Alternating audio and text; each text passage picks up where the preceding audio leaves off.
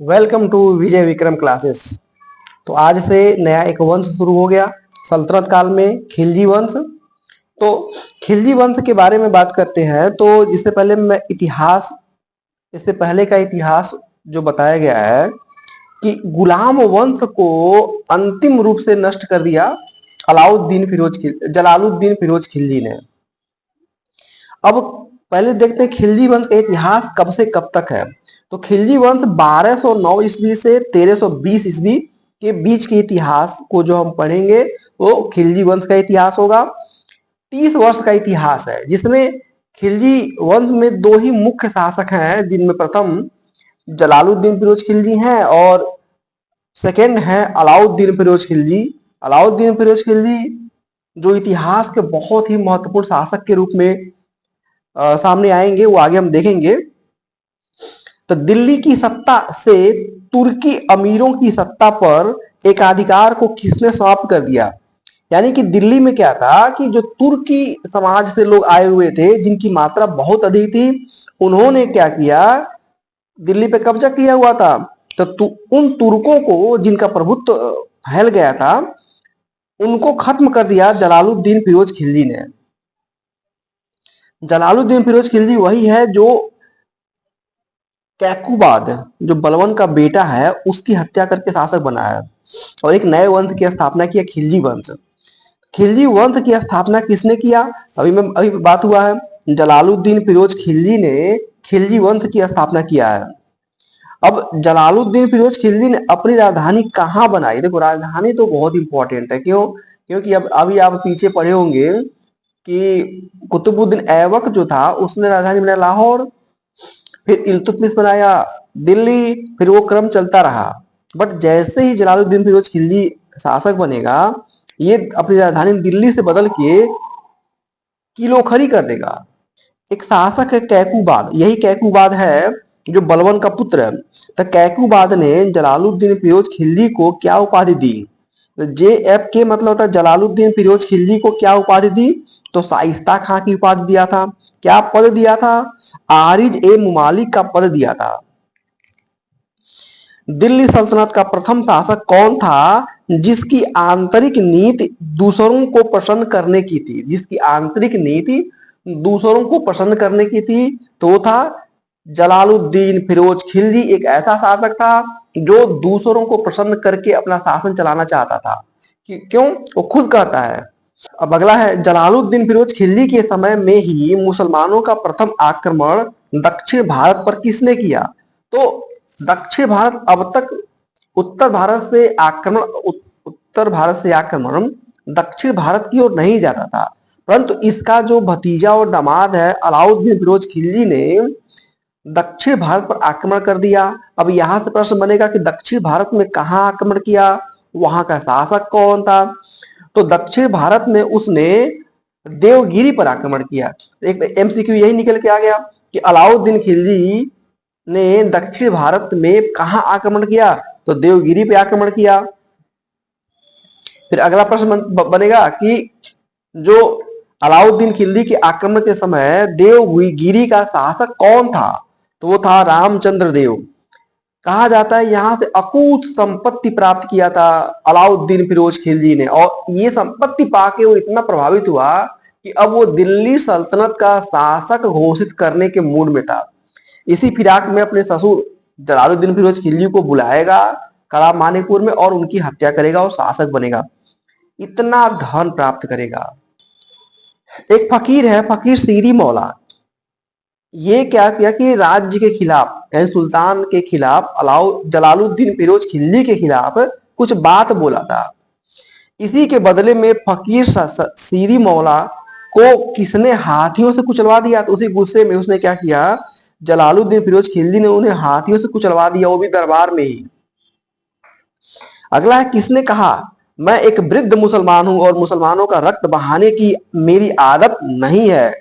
एक कोट याद रखना, ये कौन बोल रहा है? तो जलालुद्दीन फिरोज खिलजी खुद बोल रहा है, क्योंकि वो इतना बूढ़ा हो, जब तक वो शासक बन रहा इतना बूढ़ा हो चुका है, अब उसके अंदर शासन करने की क्षमता नहीं है। किसके काल में 2000 नवीन मुसलमानों ने इस्लाम कबूल कर लिया? ये वही है जो मंगोलिया से आए थे। तो जलालुद्दीन फिरोज खिलजी के काल में नवीन मुसलमानों ने इस्लाम कबूल कर लिया। आज ये 2000 आए थे, आज कम से कम 2 करोड़ हो चुके हैं। कहाँ पे हैं? दिल्ली के मंगोलपुरी में। इन्हीं के नाम पे एक नया शहर बसाएगा, मंगोलपुरी। तो वही कहते नवीन मुसलमान कौन थे? तो मंगोल से आए थे, मंगोलिया से आए थे, वही मुसलमान थे। इन्हें दिल्ली में ही मंगोलपुरी शहर बसाकर बसा दिया गया और आज इनकी संख्या तादाद बहुत ज्यादा हो गई। ये दिल्ली में इनका इतना प्रभाव है कि जितना चेन स्नैचिंग वगैरह होता है ना, सब यही लोग करते हैं।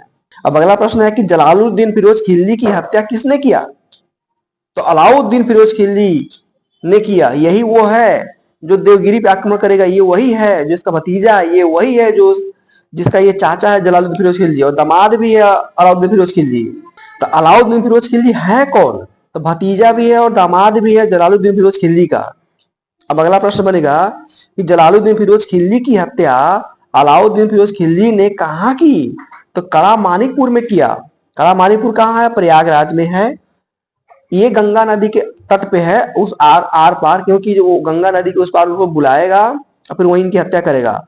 अलाउद्दीन के द्वारा छल पूर्वक हत्या कर दिया गया। किसका? जलालुद्दीन फिरोज खिलजी का। अब दिल्ली के सुल्तान के रूप में एक नया शासक आ गया।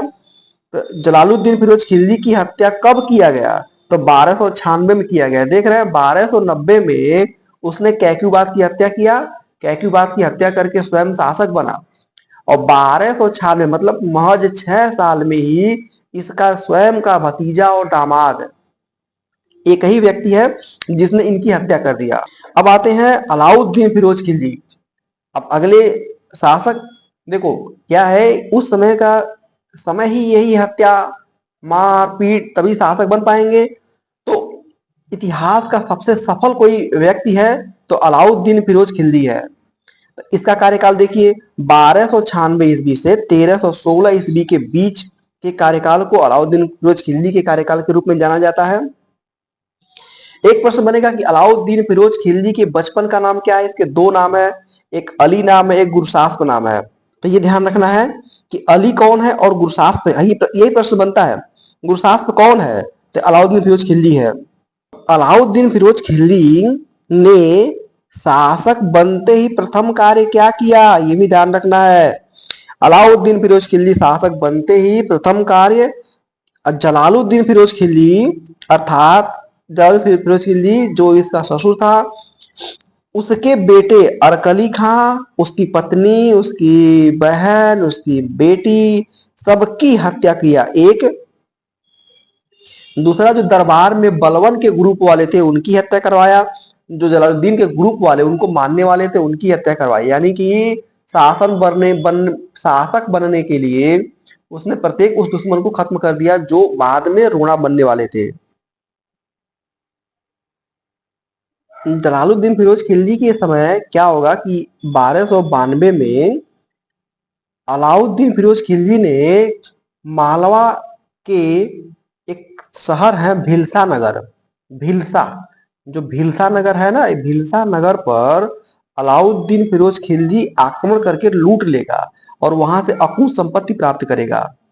यहीं से अलाउद्दीन फिरोज खिलजी को समझ में आ गया कि भारत के राजाओं को, जो छोटे छोटे राजा हैं, इनको लूटना कितना आवश्यक है। इनके पास अकूत संपत्ति है और इनकी लत लग गई और सबसे अधिक संपत्ति लिया ये देवगिरी से। अलाउद्दीन फिरोज खिलजी ने सुल्तान की उपाधि कहाँ ली थी? तो कड़ा मानिकपुर में ले लिया था। जब अपने ससुर की हत्या करेगा तभी यह कड़ा मानिकपुर में ही सुल्तान की उपाधि धारण कर लिया कि आज से मैं सुल्तान हूं। अलाउद्दीन फिरोज खिलजी ने अपना राज्याभिषेक कहाँ करवाया था? तो जब वो दिल्ली आएगा ना, दिल्ली के लाल महल में उसने अपना राज्याभिषेक करवाया था। अब एक प्रश्न बनेगा कि दिल्ली के लाल महल का निर्माण किसने करवाया था? तो बलवन ने करवाया था। लाल महल मतलब लाल बलुआ पत्थर से बना हुआ एक छोटा सा मकबरा टाइप का है। सेना को नगद वेतन एवं अस्थायी सेना रखने की शुरुआत किसने किया? तो अलाउद्दीन फिरोज खिलजी ने किया। ये बहुत महत्वपूर्ण है। इसको समझ में आ गया कि सैनिक की संख्या कम रहेगी तो हम शासन कभी नहीं कर पाएंगे। तो सबसे पहले इसने काम किया कि अपने यहाँ सैनिकों की संख्या की वृद्धि कर दिया, परंतु उनके वेतन वेतन भी नगद दिया, बट उनके वेतन और खाने की रहने की ऐसी व्यवस्था किया जो आगे समझाएंगे, जो इतिहास में कोई ने किया है। दिल्ली के सल्तनतों में सबसे अधिक सेना किसके पास थी? तो अलाउद्दीन फिरोज खिलजी के पास सर्वाधिक सेना थी। घोड़ा दागने व सैनिकों का हुलिया लिखने की प्रथा का आरंभ कौन किया? तो जाहिर सी बात है, आविष्कार यही कर रहा है, नए नए खोज यही कर रहा है, तो अलाउद्दीन फिरोज खिलजी करेंगे। क्योंकि ये ऐसा व्यक्ति नहीं है कि जो शांत बैठे, ये योद्धा है, योद्धा युद्ध की नीति जानता है, दुश्मनों को कैसे कब्जा किया जाए ये सब जानता है। तो अलाउद्दीन फिरोज खिलजी ने क्या किया, भू राजस्व की दर बढ़ाकर कितना परसेंट कर दिया या कितना भाग किया, ये देखेंगे। तो अलाउद्दीन खिलजी ने क्या किया, अपने उपज का 1/2 भाग कर दिया।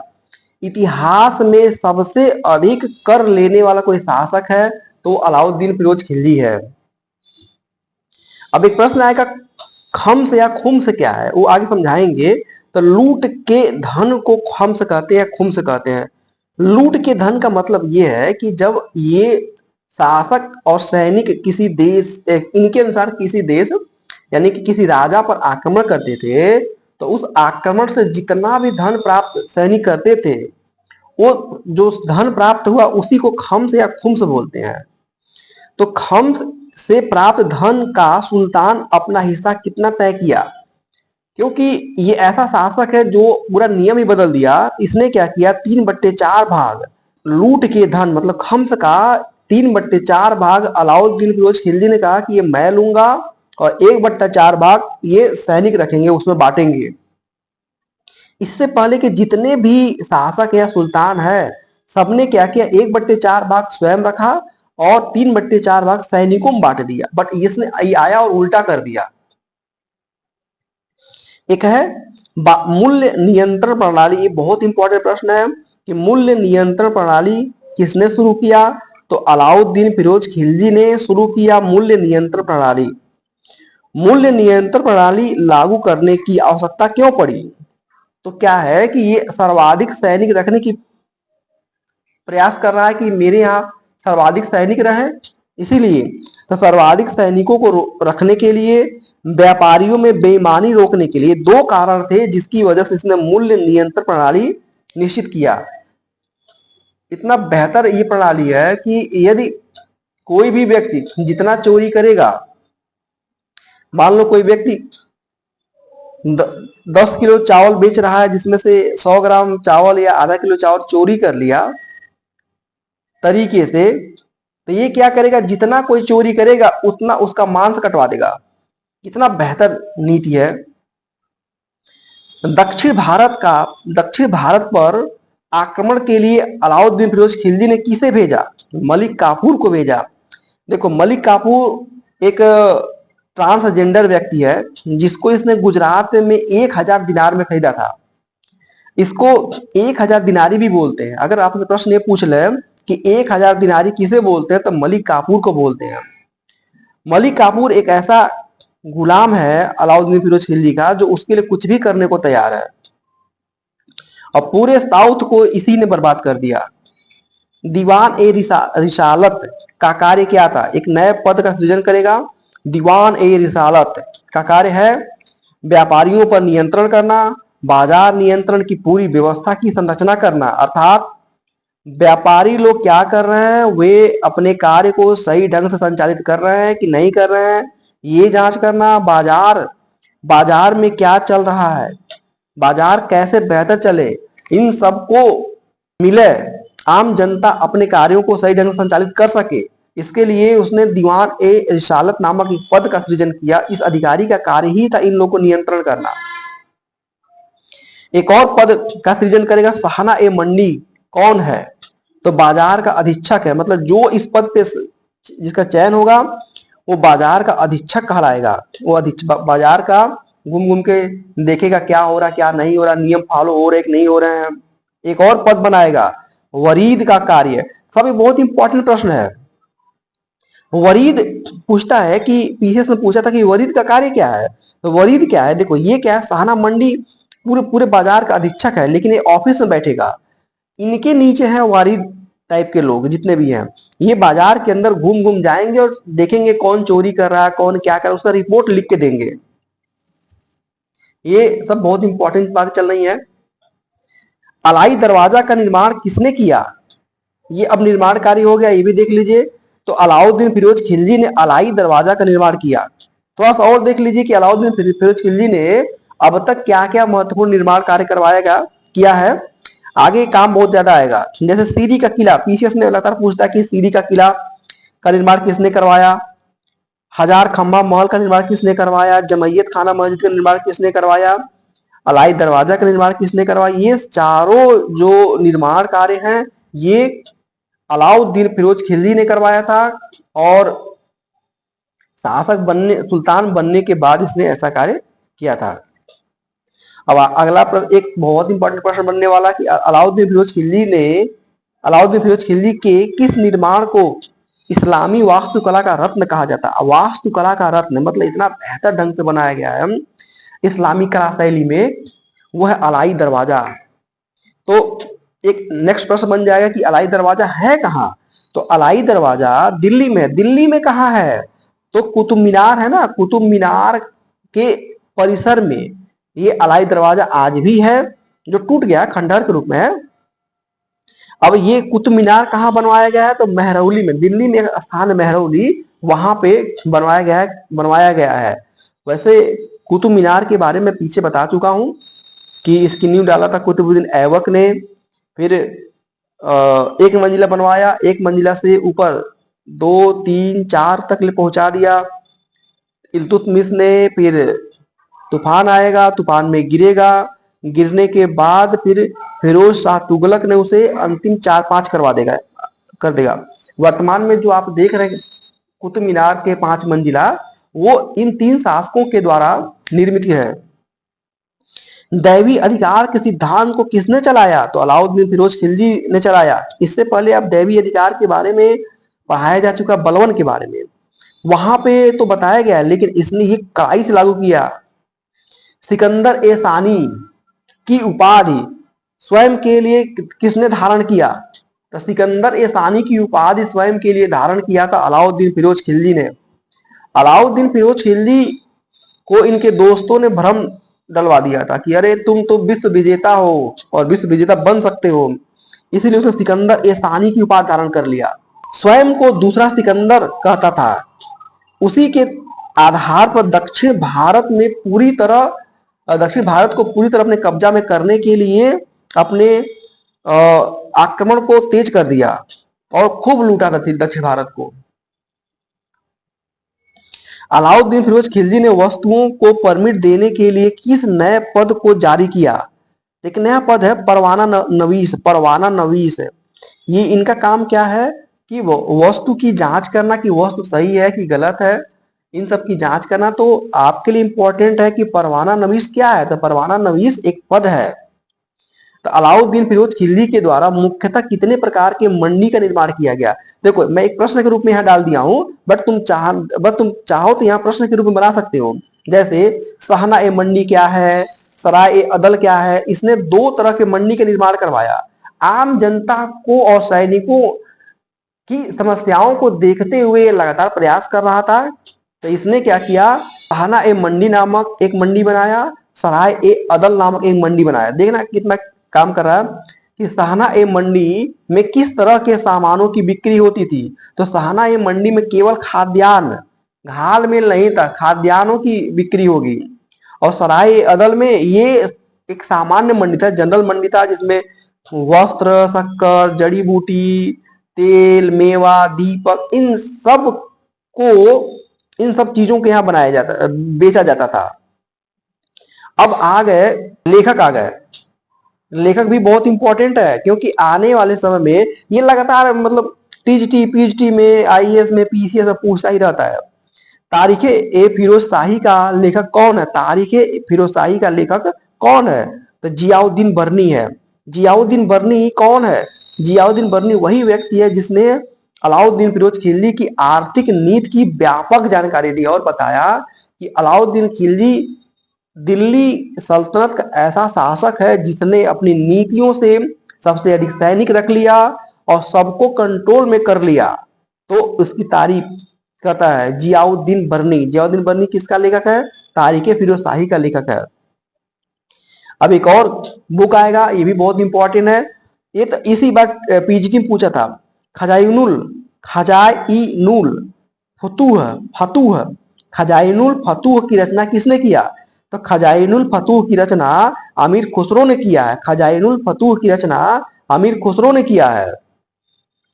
तो यहां से इंपॉर्टेंट प्रश्न बन रहा है लगातार, आप बने रहिए। और ये देखो, ध्यान से प्रश्न को पढ़ना और समझना है कि समझाया क्या जा रहा है। एक और किताब, महत्वपूर्ण किताब है रिहला। रिहला की रचना किसने किया? तो रिहला की रचना इब्न बतूता ने किया था। इब्न बतूता सब दरबारी कवि हैं। एक और है फुतुहस्सालातीन। फुतुहस्सालातीन की रचना किसने किया था? तो इसामी ने किया था। इसामी लातीन की रचना किया था। ये ध्यान रखना, बहुत इंपॉर्टेंट ये भी प्रश्न है। जितना मैं दिया हूं बहुत इंपॉर्टेंट है। अब यहाँ मिलाना है, आप पीछे पढ़ाया जा चुका है, आप मिलाना कि रिहला की रचना किसने किया। तो रिहला की रचना किया था इब्न बतूता ने। फुतुहस्सा लातीन की रचना किया था इसामी ने। खजाइनुल फतूह की रचना किया था खुसरो ने। और तारीखे फिरोज शाही की रचना किया था इसामी ने। पीछे बताया जा चुका है, यहां से जाके रिवीजन कर लीजिए। अब एक महत्वपूर्ण प्रश्न बनेगा कि बाजार नियंत्रण कैसे सफल रहा।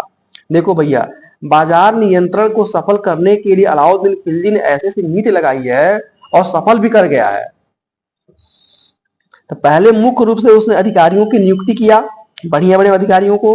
तो दो अधिकारी जो सबसे इंपॉर्टेंट, एक है मुहत्सिब, एक है नाजिर। ध्यान रखना, ये दो बहुत महत्वपूर्ण अधिकारी हैं जिन्होंने बाजार मूल्य नियंत्रण के दशा और दिशा को ही परिवर्तित कर एक सफल निर्णय साबित करवा दिया। तो मुहत्सिब कौन है? मुहत्सिब का कार्य क्या है, ये ध्यान रखना।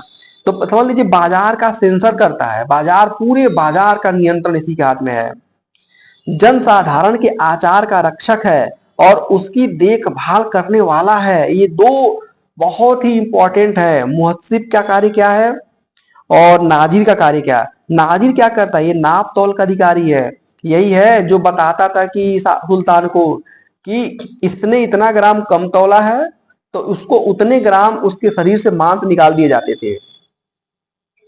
अब देखो, एक प्रश्न आएगा, खालसा भूमि क्या है? खालसा भूमि क्या है? तो खालसा भूमि क्या है कि राज्य के सीधे नियंत्रण में आने वाली भूमि। क्या था, इससे पहले के शासकों ने क्या किया था, दरबार के अमीरों को और मौलवियों को, मुक्ताओं को, इन लोगों को प्रसन्न करने के लिए फ्री की जमीन दिया था। जैसे वक्फ बोर्ड हो गया, जैसे मुल्क हो गया, जागीर हो गई, ये सब उन्होंने फ्री में दिया था। तो इसने क्या किया, सब जमीन छीन के खालसा भूमि में परिवर्तन कर दिया। तो खालसा भूमि क्या है? ऐसी भूमि जो सीधा राज्य के नियंत्रण में हो। अब जागीर भूमि क्या है? जागीर भूमि किसे कहते हैं?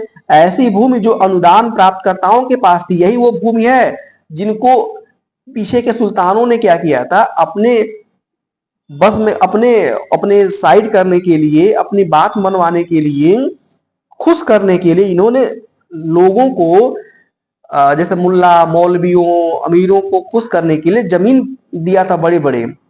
तो उसी को जागीर बोलेंगे। जो शासक के अधीन कार्य करते हैं उनके पास जो जमीन है। अलाउद्दीन फिरोज खिलजी ने क्या किया, वो जमीन ही छीन लिया। लो करो। अब किस शासक के द्वारा मिल्क, अभी आ गया ना प्रश्न, वही सेम प्रश्न आ गया, किस शासक के द्वारा मिल्क, इनाम और वक्फ की भूमि को पुनः वापस लेकर अपने नियंत्रण में ले लिया गया? तो अलाउद्दीन फिरोज खिलजी ने क्या किया, उसे अपने नियंत्रण में ले लिया। ऐसे शासक हो तो परिवर्तन होगा, जो परिवर्तन दिख रहा है यहाँ पे। अब कुछ नवीन कर भी लगाया। कर से क्या प्रश्न आएगा कि अलाउद्दीन फिरोज खिलजी के द्वारा कौन से दो नवीन करों को लागू किया गया? तो एक चराई कर है, एक गड़ी कर है। देखो, चराई कर और गड़ी कर अब समझाएंगे आगे। करा कि चराई कर क्या है? तो दुधारू पशुओं पर लगाया गया कर, जितने भी वहां उस समय दुधारू गाय थे, भैंस थे, जो भी थे जो दूध दे रही थी, उन पर भी टैक्स लगा दिया।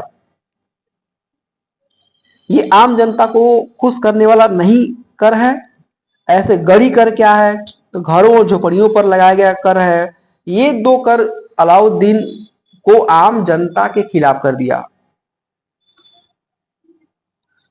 मंगोलों ने अलाउद्दीन फिरोज खिलजी के खिलाफ कितनी बार आक्रमण किया, तो 6 बार आक्रमण किया गया है। और इतिहास में ये ऐसा शासक है जिस पर सर्वाधिक बार मंगोलों ने आक्रमण किया है। तो 1297 से लेके 1306 तक ले, देख रहे हैं, लगभग 9 साल में 6 बार आक्रमण हुआ है। ये क्रम है, ये आईएएस में और पीसीएस में मिलाने को देता है। अगर यहां से याद कर लेंगे बढ़िया रहेगा कि मंगोल आक्रमण कब कब हुआ। 97 में हुआ तो किसने किया, तो कादर ने किया। 98 में किया तो साल्दी ने किया। 99 में हुआ तो कुतलुग ने किया। फिर आप देखेंगे कि 1303 में किया तो तारगी ने किया। 1305 में किया तो अली बेग और तार्क ने किया। 1306 में किया तो कबक एवं इकबाल चंद ने ये सब किया। अब अगला प्रश्न बनेगा कि किस शासक ने जातीय उच्चवादी नीति का त्याग किया और योग्यता के आधार पर पदों पर नियुक्त किया। देखो क्या है कि अलाउद्दीन फिरोज खिलजी इसलिए बहुत इंपॉर्टेंट हो जाता है, ये बहुत दूरगामी शासक है। तो अलाउद्दीन फिरोज खिलजी ने किया। राशनिक व्यवस्था की शासक ने लागू किया। देखो कितना बढ़िया बढ़िया नीति ला रहा है। जैसे आज मोदी जी सबको राशन बांट रहे हैं ना, ये उस समय ये राशनिक व्यवस्था शुरुआत कर किया था। अर्थात राशन को इकट्ठा करके उसे रखना है और जब आपातकाल की स्थिति आएगी तब वो राशन को बांटना है। जैसे कोरोना के काल में मोदी जी बांट रहे हैं। तो राशनिंग क्या है, गोदाम का अनाज केवल आपातकाल में ही निकाला जाएगा, इससे पहले नहीं निकाला जाएगा। तो पहला मुस्लिम शासक जिसने भूमि के वास्तविक आय पर राजस्व निश्चित किया, भूमि के वास्तविक आय पर राजस्व निश्चित किया, तो अलाउद्दीन फिरोज खिलजी। क्या था ना, पहले के शासक क्या थे, जमींदार जागीर या इक्तदार लोग जो बोलते थे वो कर लेते थे। मान लो कोई किसी का खेत है, बरसात हो गया, गेहूं कटने का समय बरसात हो गया, उपज ही नहीं हुआ, और उपज ही नहीं हुआ तो फिर वो और उनको जो उनका टैक्स तय था उनको देना ही पड़ता था। ये एक सही निर्णय किया और ऐसा वो नहीं करके बहुत अच्छा कार्य किया। आगे देखिए, एक बहुत और भी इंपॉर्टेंट प्रश्न बनना शुरू हो गया। इसमें सब इंपॉर्टेंट है। जजिया कर क्या है, जजिया क्या है, तो गैर मुसलमानों से लिया जाने वाला कर है। यही वो कर है जिसने भारत में बहुत बड़ी मात्रा में हिंदुओं को मुसलमान बनवा दिया। एक कर है। लालची जो हिंदू थे ना, ये क्या कि इसी कर से बचने के लिए उन्होंने हिंदू से मुस्लिम धर्म स्वीकार कर लिया। बताओ कैसे कैसे लोग हैं। तो गैर मुसलमानों से लिया जाने वाला कर था। अरे तुम समझ नहीं पाए कि क्या ये शासक लोग अस्थायी रहेंगे, नहीं रहेंगे। तो जजिया कर किन से नहीं लिया जाता था, तो स्त्री से, बच्चों से, विक्षिप्तों से, अपंगों से यह नहीं लिया जाता था। एक और सुने होंगे जकात, नाम साथ में सुनेंगे, जजिया जकात। तो जो जकात है ना, जकात कर केवल मुसलमानों से लिया जाता था और बहुत ही कम मात्रा में लिया जाता था। उनकी पूरी संपत्ति का 40वां भाग है। खुम्स क्या है, तो लूट से प्राप्त धन, जो पीछे बताया जा चुका है। तो शासक 1/4 लेते थे पहले, और सैनिक 4/5 लेते थे। परंतु अलाउद्दीन फिरोज खिलजी ने क्या किया, इसे उल्टा कर दिया। 4/5 स्वयं लेना शुरू कर दिया और 1/5 सैनिकों को देना शुरू कर दिया। इससे भी सैनिकों में असंतोष फैला। अब एक प्रश्न बनता है कि दीवान ए मुस्तखराज क्या है। देखो ये सब जितना पद है ना बहुत इंपॉर्टेंट है। ये आने वाले सालों में जो भी एग्जाम आएगा ना उसमें ये लोग स्ट्राइक करेंगे। दीवान ए मुस्तखराज क्या है, तो एक नया विभाग है जिसे अलाउद्दीन फिरोज खिलजी ने बनाया था, जिसने राजस्व, अब इसका कार्य क्या है, तो राजस्व व्यवस्था से भ्रष्टाचार और लूट को खत्म करने के लिए। देखो आज भी अगर देखा जाए ना तो राजस्व विभाग में इतना अधिक लूट और भ्रष्टाचार है कि उसको खत्म करना नामुमकिन हो गया था। उसके लिए इसने क्या किया, दीवान एवं मुस्तखराज की नामक एक पद का चयन किया, नियुक्त किया, और अब से यही लोग शासन करेंगे, मतलब यही लोग जांच करेंगे। तो दीवान एवं मुस्तखराज को ध्यान रखना है। अब अगला एक प्रश्न है कि तुर्की कला में बना श्रेष्ठ निर्माण कौन सा है। तो अलाई दरवाजा, पीछे बात हो चुकी है कि अलाई दरवाजा को बहुत बेहतर तरीके से बनाया गया। ये कहाँ पे, तो मेहरौली में है। अलाउद्दीन फिरोज खिलजी की मृत्यु कब हुई, तो जनवरी 1316 में, 1316 ईस्वी में अलाउद्दीन खिलजी की मृत्यु हो जाएगी। अब जैसे इसकी मृत्यु हो जाएगी, पूरे दिल्ली में लोग इतना प्रसन्न होंगे ना, व्यापारी वर्ग और अमीर राजघराने से संबंधित लोग, जिनका जीना हराम कर दिया था। अलाउद्दीन फिरोज खिलजी का जो पुत्र आएगा वो होगा कुतुबुद्दीन मुबारक खिलजी। ये अयोग्य शासक है, बहुत ही अयोग्य शासक है। ये दरबार में नग्न घूमता था। बताइए, आम जनता जो जो लोग इसे फरियाद करने आए हैं, शासक नग्न घूमेगा तो उनको अच्छा लगेगा। अलाउद्दीन फिरोज खिलजी के बाद गद्दी पर कौन बैठा, तो कुतुबुद्दीन मुबारक खिलजी बैठा। कुतुबुद्दीन मुबारक खिलजी बैठा। तो कौन शासक था जो दरबार में स्त्री वस्त्र धारण करके आता था, तो वही कुतुबुद्दीन मुबारक खिलजी। कुतुबुद्दीन मुबारक खिलजी जो अलाउद्दीन फिरोज खिलजी का पुत्र है, ये दरबार में स्त्री का वस्त्र धारण करके आता था। एक आध दो प्रश्न और देख लीजिए, किसमें से बनेगा। किस शासक ने स्वयं को खलीफा घोषित कर दिया, तो कुतुबुद्दीन मुबारक खिलजी ने स्वयं को खलीफा घोषित कर दिया। इसने कहा कि मैं बगदाद के खलीफा को नहीं मानूंगा, मैं स्वयं खलीफा हूं। तो कुतुबुद्दीन मुबारक खिलजी सल्तनत काल का प्रथम शासक है जिसने स्वयं को खलीफा घोषित कर दिया। ये भी प्रश्न बनता है कि स्वयं को खलीफा घोषित करने वाला शासक कौन था, तो कुतुबुद्दीन मुबारक खिलजी था। कुतुबुद्दीन मुबारक खिलजी की हत्या किसने किया था, तो वजीर खुसरो खां ने कर दिया। कौन, इसी का वजीर है खुसरो खां। इसी का वजीर है खुसरो खां ने इसकी हत्या किया। कब किया, 1320 में किया। खुसरो खां ने स्वयं को क्या घोषित किया, पैगंबर का सेनापति। इसने कहा कि मैं पैगंबर का सेनापति हूं, मैं जो बोलूंगा वही सत्य है। यहां पे जाके खिलजी वंश खत्म होता है। अब वजीर खुसरो ने जो एक नया वंश की स्थापना किया, तुगलक वंश। तो हम कल से नेक्स्ट टॉपिक में तुगलक वंश पढ़ेंगे। That's all.